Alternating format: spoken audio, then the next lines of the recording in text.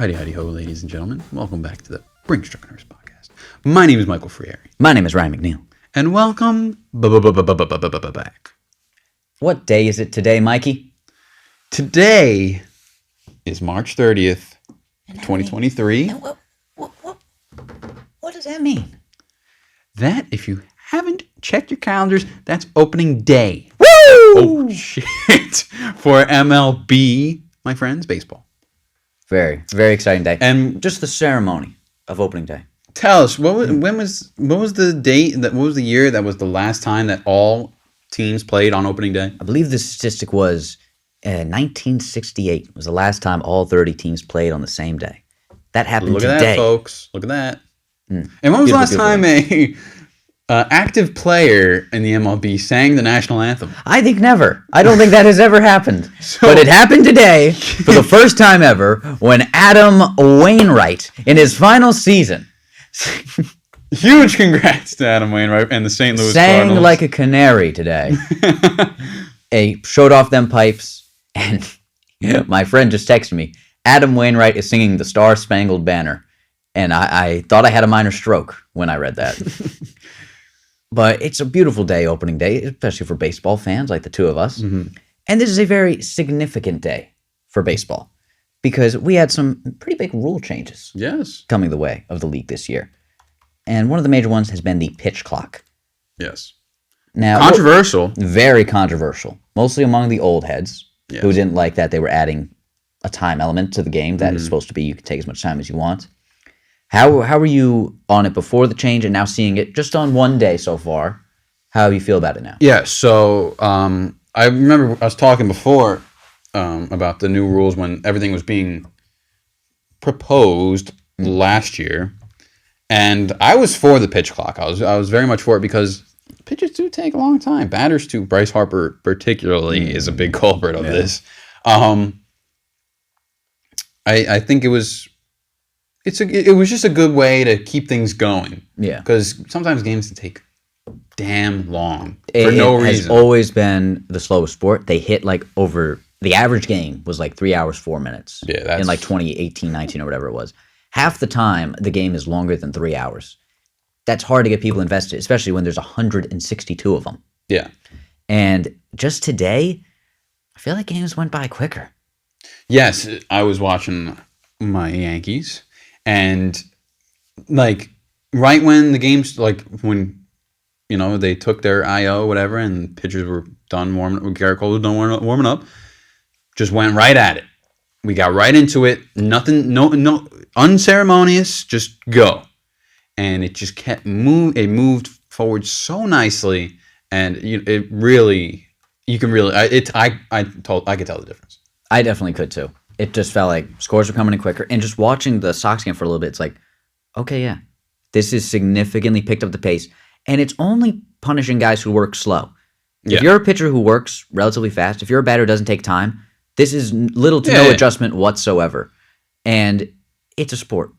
Like, you should be ready to perform on the clock. Mm-hmm. Like, I don't think it's like that big a deal that they've added a clock to baseball. No. And Twitter has already been loving it too.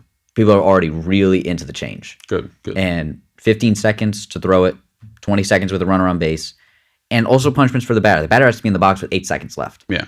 Like I said, Bryce Harper, huge culprit. Yeah. So I don't know. He's on the IL right now. I don't know how he's going to play into this, but.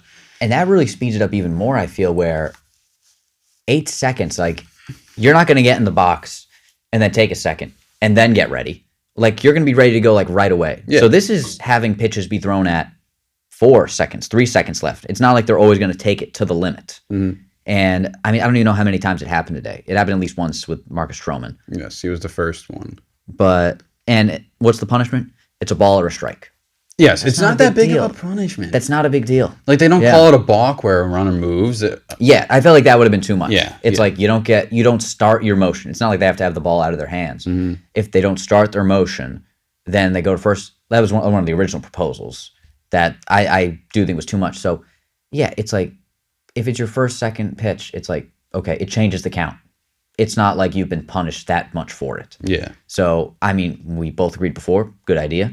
And I think it's working out. Yes. I think we both agree on that. And one of the next one, the pitcher is only allowed 2 pickoff attempts, and the third one will be a balk. In an inning? I think per batter. Like if you're like per plate appearance. Okay. The pitcher can only throw over twice. This one I wasn't sure about. This one it doesn't really make that much sense because pitchers don't really pick off that. I guess maybe they would use that to combat the pitch clock. I don't know. But I think that's the main reason is that if a guy's like, all right, I'm not ready to throw, I'm just going to throw to first. I'm just going to throw to second, even if the guy has little to no lead whatsoever. But I do also think it also does speed up the game in the sense of there are times where a guy throws over 3-4 times to first base, and it drags on because then he gets the ball back, and then he gets ready, and then he does it again. You know what? And then a full minute can go by without him actually throwing a pitch. So today against the Giants, Volpe, he walked first at bat. Congrats to him for making the bigs. He was standing directly on first base, and the pitcher tried to pick him off, and I just kind of chuckled about it because like he wasn't on the base, but I guess that's what he was doing. I think for the pitch clock, he wanted more time for himself. That was what he was doing. Yeah. And I also feel that a pitcher's job, like, it's obviously one of the more difficult jobs in sports, I think.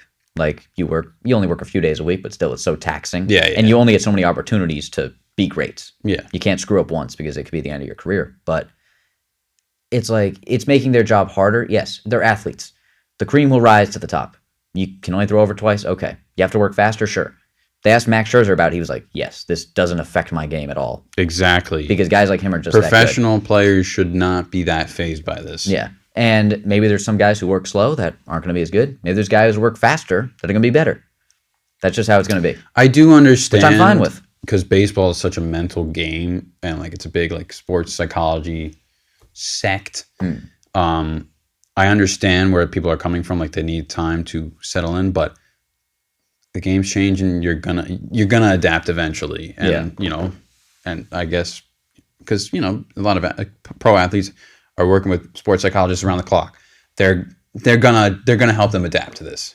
Yeah. So it's just a matter of time before this is normal. I think after this season, I don't think there's going to be an issue at all. Yeah, it's going to be a norm. That's what usually happens with lots of rules. Like in the NFL, they make a rule, everybody cries about it, and then after about 8 games, people forget the rule exists, or people are just used to it. Yeah, and this is going to be the same thing. Now, and batters can only call time once, which I also love.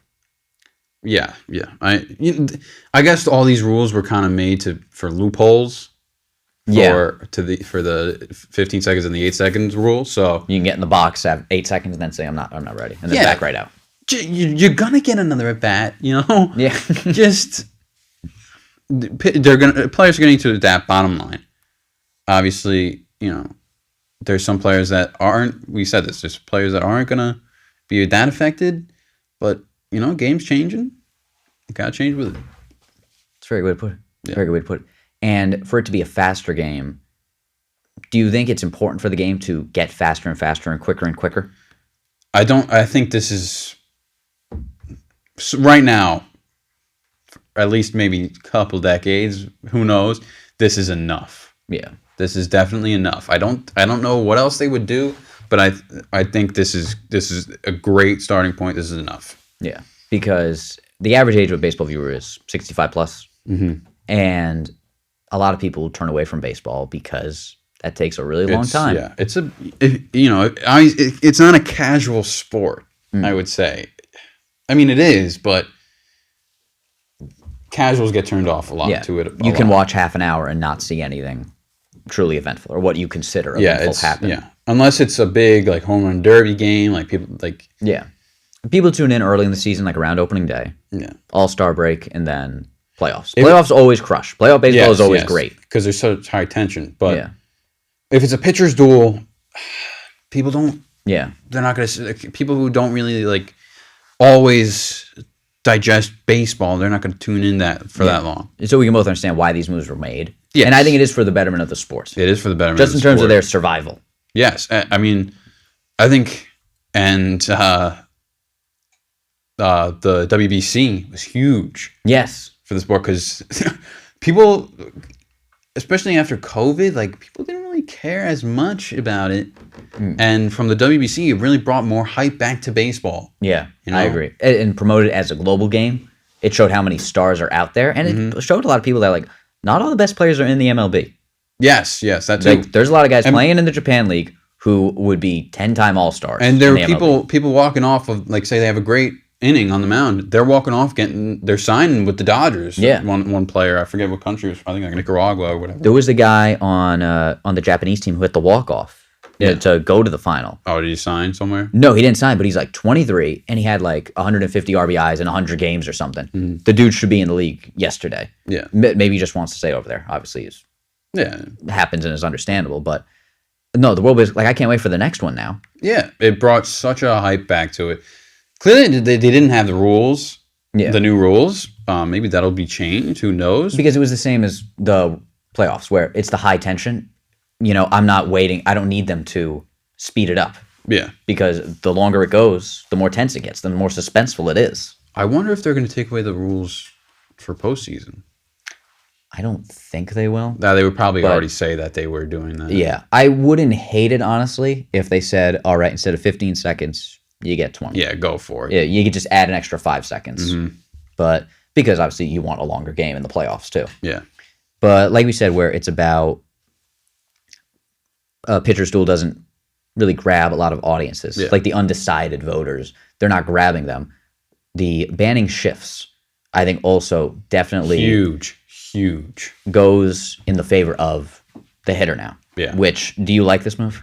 Yes, I mean, like I said, pitchers' duels aren't very exciting. So seeing more ball in play, I mean, that's huge. Especially, like, I think like a big statistic was Anthony Rizzo and Corey Seager were the two biggest hitters affected by the shift. I think they had the most hits taken away from them. Yeah. So like, there's going to be so much more action going on because they don't have 5, 6 infielders or whatever. Yeah. And I have also felt that a part of me did really admire when the shifts first started. I don't know, maybe like 10 years ago when they started to become more and more popular. I did really admire managers saying, like, this guy always hits here. We're going to put an extra guy there. They knew how to adapt. And to leave the whole, like, left side of the infield open. Say, this guy can't hit opposite field. And I do think it was a good motivator for some hitters to say, I just got to hit it. I just got to hit oppo now. But I do definitely understand that this is better for the game in terms of it's going to put ball in play. One thing I had a problem with was I wish there were more loopholes around it. Because they said, so it's 2 on either side of second base. Makes sense. They said you can't get a running start. I thought it would be so much fun if you had your first baseman and your second baseman, and then the shortstop could like stand at second base and then run to the other side of the field to like get in shift position if you wanted to.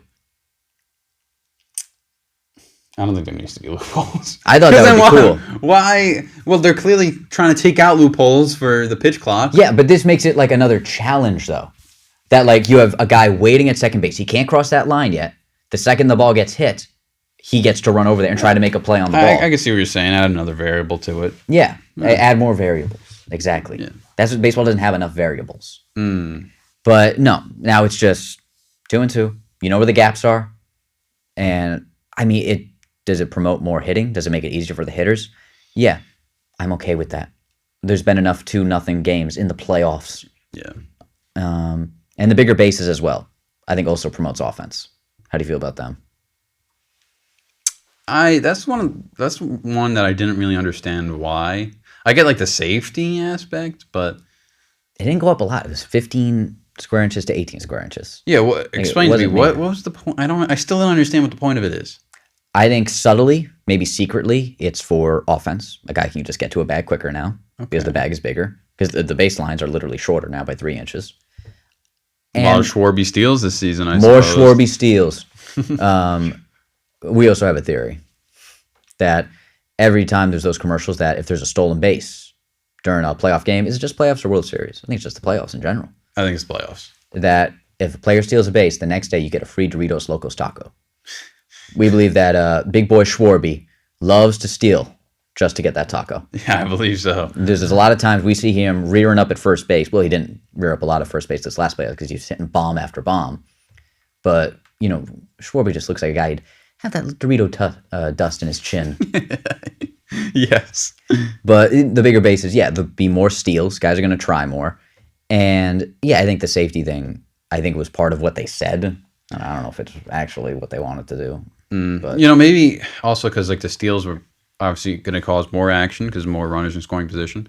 But also it'll entice more runners, so they'll attempt to steal more and get thrown out more. So keep the innings go quicker. I don't know. That's a really good point, actually.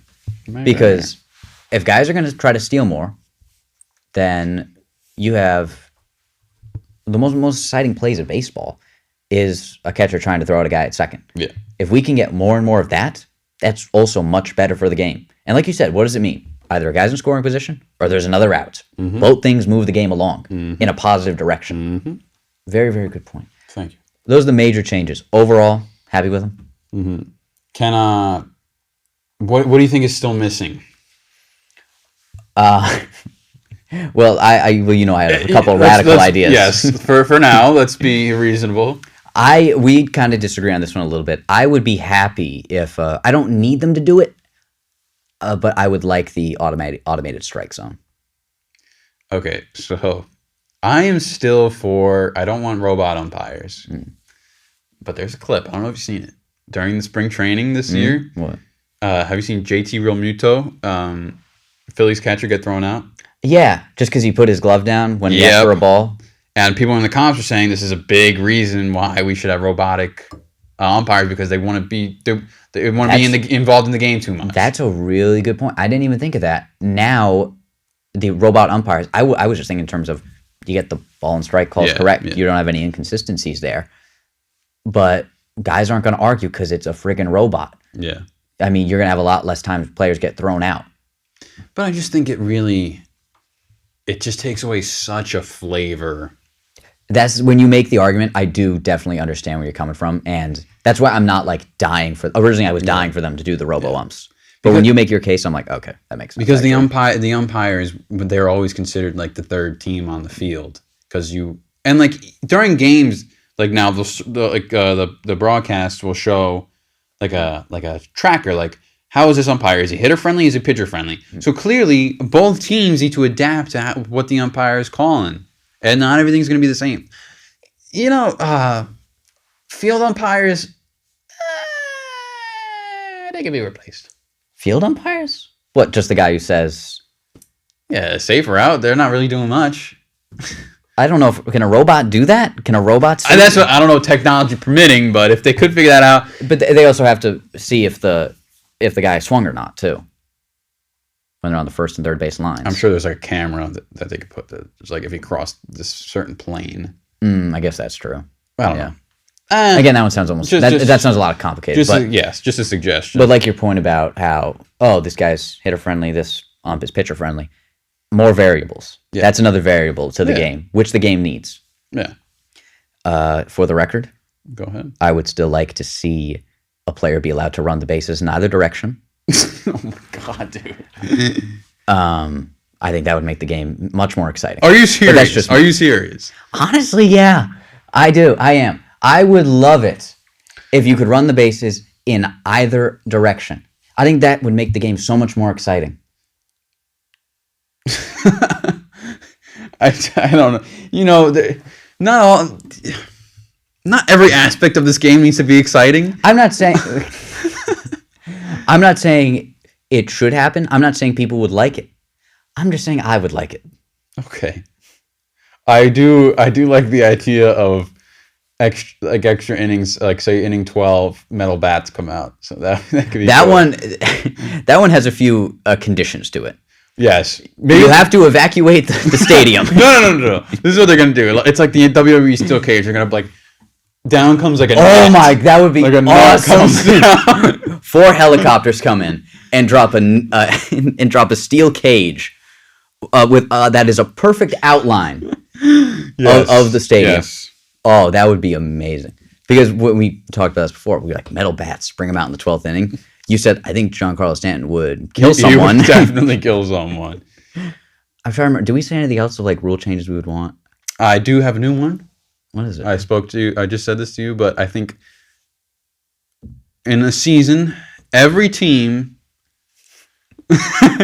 one game in the season, the team should have a active player on the roster sing the national anthem or God Bless America, as seen in today's opening day with Adam Wainwright. And that honestly should be like if you're a rookie or if it's your like last a little season, hazing kind of. Yeah, that should be your hazing. You have to go out there and you have to sing the national anthem. That would be so cool. Like Anthony Volpe. Yes, first if this is your buddy, MLB debut, first game, buddy. You national sing. Anthem. Don't worry about your at bats today, because you'll get more. Keep those pipes ready. You're singing tonight. You're singing tonight. And I mean, also like think about it. It'll be like, hey, the pressure's off when you're at the at bat. You just sang in front of a stadium of people. Yeah, it's very true. I mean, how much more heat can you get on you? You know? Yeah. I think we had also said that a shortened season, which will probably never happen, but I think we were both kind of intrigued by the idea of, and not significant, just saying 150, 140. I'm intrigued. Yeah, I think we could shave off like at least 10, but we needed at least like over 100 because yeah. That's what's so good about baseball. You can be in last for like half the season and turn it around depending on how close your division is. Which is the great thing and the bad thing, because you can be first in the division in the middle of the year and not make the playoffs. But that's a variable, isn't it? It's a variable. Yes. I think... I'm trying to think of any other rules. I don't think there were any like major ones we had. Would you add a third set of bases in the outfield? What? I don't know. It's like a third set of bases. Like, so they have to go. So you go to first to base behind first, and you go here. Like you're going like zigzag and then home. Oh, so like, okay. So you go from like a first to second first. And then to second, then the second, third, and then back to regular third base. And then you go around again. So you run back the same way you went to first base. Yes. That could be fun. I think there'd be like 3 runs scored all year. Yeah. But or what if I am intrigued by that idea. What if say if you okay. You can score 2 points essentially from one runner. So they go around so they'll go around through first to second, second, third, go to third, go to home. Then they run back to first, back to second, back to third, then to home. Do they have to do it in one play, or they have the option to do it? Well, how about like, so if you get to home and like you think you can get to first in the same run, you think you can go from third to first in the same play? Yes. You can say, okay, you get another point. But how about you say like, essentially, if you make it all the way around again, you get 2 runs. If you don't, you get no runs. So it's a risk you have to make. So you can either take the run or you try to go around twice and get 2. I don't think we need to. So in my school, like middle school, high school, you clown me for running around the other way, and then you bring up this crap. I just wanted to keep the conversation interesting. I'm not actually. I'm not actually proposing it, but and we had a kickball game. I think it was called like whoopee ball or whatever. Okay. And there was a first. It was big mats. First and third were big mats, and then second was just a cone. So you can't stand on second. You just run around. You can only go from first to third. But then home was also a cone. So you can either score and go back into the line to go kick again on deck, or you can keep running around and hopefully get more points. Oh, okay. Something like that. Yeah, but essentially one runner can get 2 runs. Okay, it's a thought. I also think, I think we both felt spring training is like just too long, and just kind of overhyped. Yeah, but it's aesthetically pleasing. You kind of have to. You'd have to warm up the players to a certain extent. Although it could bode It's a month long before the season starts, and there's 1 day in between the last spring training game and the first regular season game. I think it's enough. I think it's a good transition. Okay. So they're like already in full. They're already used to that schedule. They got the kinks out and everything, like the rust and whatnot. So I think it's good. I think it's good. That's actually a decent point, that the season's such a marathon that having like being in that schedule does help you out to be in that for a full month. Even though baseball, I feel like, does go on too long, just because, I mean, it goes into November. Yeah. December, January, February, there's no baseball, and it's back in March. I mean, quite honestly, I don't care about that because that's the only sport I watch. But That's fair. Are you confident with your Yankees this year? I got to tell you, man, I was just telling you in the car ride, but I think with Volpe, we're looking good. We got a lot of depth. And I'm excited for it. I wish I could say the same about my Boston Red Sox. Some solid pieces, but probably big hole after Zandy. Big hole after Zandy left. Locked up Devers, which is big, but probably not sniffing the playoffs this year. But anyway, some Tristan Casas excited for. Well, actually, me and my dad were talking about this. So it's a very interesting fact with the Red Sox that very often one season they'll be dead last in the division, then they'll be first the season right after. Yeah, and then they've been going back and forth for a while. Yeah. So they're due to be first in the division right now, based on their trend. At some point, actually, and I think they went 8, 9, 10, 11, 12, 5, 19, 20, 21, 22, 23. This will be, if they don't win it this year, which they're not, it'll be their tied for the longest streak since 2004 that they haven't gone with the World Series. They haven't gone 6 years without winning a World Series. Really? So next year, I guess, is the year, And that's the thing with the Red Sox, was just through ownership, they've always found good GMs and good enough managers that they've always kind of come out of nowhere. Like, I looked at the 2009 Yankees roster not too long ago, and I was like, this team is stacked. It makes perfect sense why this team won a World Series. Yeah. Every roster with the Red Sox that have won, it's like, how did this team win 90 games? So that's just the nature of that franchise, I guess, is that they're going to come out of nowhere. Yeah. Whenever it happens, it'll happen. Mm-hmm. So, I mean, that's something to still be excited about for the Bo Sox, as they used to be called back in the day. Yes. So, opening day is here. 161 to go. That's right. And then, more likely, some few more games after 161 for your New York Yankees. Hopefully. Looking forward to it. If you were to say right now, how far? How far will we make it? Yeah. I could see us in at least the we're definitely making it to the LDS, I think. Okay. I agree with that. So I agree with that. Through you, I might be rooting for the Yankees a little bit this year.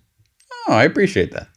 Judge is a good guy. Also, I am going to be not part-time, but a side Phillies fan. Yeah. They're just a likable team. Yeah. I love Harper. I love Turner. I love Schwarby's really growing on me, although I hated him as a Sox. Real Muto, Hoskins, although Harper and Hoskins aren't in the lineup right now, but damn. What's your state of the Padres? How do you feel about them? Well, I say the Padres, they're stacked, but I can see them being a team that disappoints, if that makes sense. I mean, they have that talent and they went all in to such an extent, getting Tatis back to a team that already went so deep, and adding Zandy. It's like people are expecting World Series, but you can't expect World Series. Yeah. So, I mean, I feel like, can they make it to the NLCS? Yeah. They're kind of reminding me of the Nets when Durant, Kyrie, and Harden were on the same team. That's a decent comparison. That it's hard for all of them to be clicking at the same time and give you what you want. And I don't know the name of their rotation. No, me neither. Yeah. And except for Yu Darvish. Yu Darvish is on the Padres? Yes. I completely forgot about that. Wow. But anyway, baseball is upon us. Spring is technically here. By the calendar, it's here. Yes. It's coming. Warming up here and there. It's coming. Those hot summer days where you wake up at 10 a.m., turn on the TV, watch a baseball game. And I can't wait to get out on the field and take some BP. Baseball is back, baby. This has been the Brinx Truck and Hearse podcast. My name has been Ryan McNeill. I'm Michael Frieri. And Heidi ho.